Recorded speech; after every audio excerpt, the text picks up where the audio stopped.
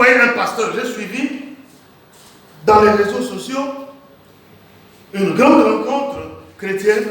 Un pasteur arrive, pendant qu'il est en train de prêcher de temps en temps, il parle. Et il continue de prêcher. Il était en train de faire des incantations. Il était en train de maudire le peuple de Dieu.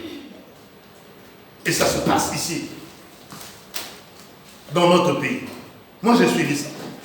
J'ai dit, ah Seigneur, le peuple de Dieu périt faute de connaissance. Mais maintenant, lorsque ces pasteurs font ces choses, mais c'est des gens intelligents. Ils sont bien instruits. Ils savent. Qu'est-ce que l'apôtre Paul dit à propos? L'apôtre Paul dit qu'il est interdit de parler en langue dans le culte. Sauf si vous pouvez interpréter. Donc la seule condition qui fait que nous prions en langue ou que nous parlions en langue, c'est que nous devons interpréter. Ça veut dire quoi? Ça veut dire que moi, pasteur, pendant que je suis ici, je ne peux pas parler en langue.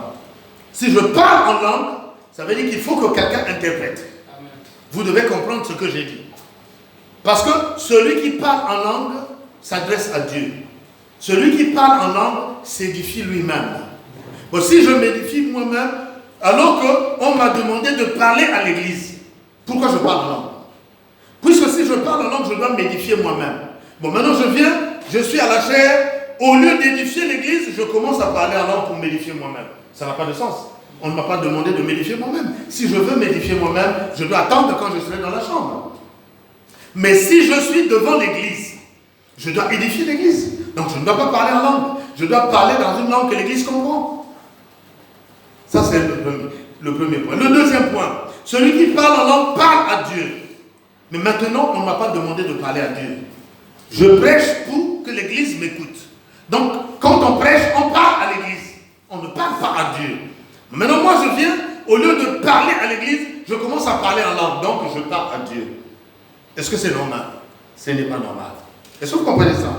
Donc, tous les pasteurs qui viennent à la chair et qui commencent à parler en langue, en réalité, ce sont des satanistes. Ils envoûtent l'église. Ce sont des incantations qu'ils font. Et les gens ne comprennent pas. Et aujourd'hui, c'est devenu à la mode de parler en langue. Or, on peut parler en langue à quel moment? Si pendant que nous sommes ici, le modérateur dit, lèvons-nous et prions tous. Et lèvons tous la voix ensemble. Pendant que tout le monde est en train de prier, là, personne n'écoute personne. Parce que si on a dit, élevons tous la voix et prions. Brel prie, Josias prie, Réginas prie, ma fille, comment tu l'appelles, Précieuse prie, Douce prie, Gueuclin prie. Tout le monde est en prière. Qui va écouter qui? Personne. Vous comprenez, non?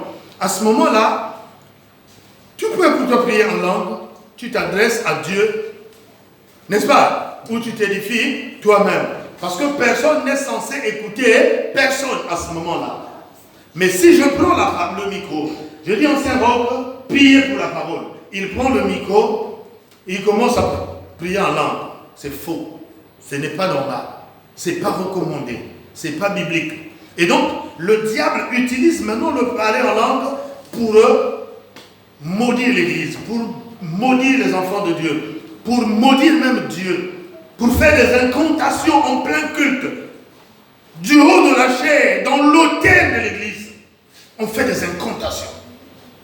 Et demandez-leur qu'est-ce qu'ils racontent. Eux-mêmes ne savent même pas ce qu'ils racontent.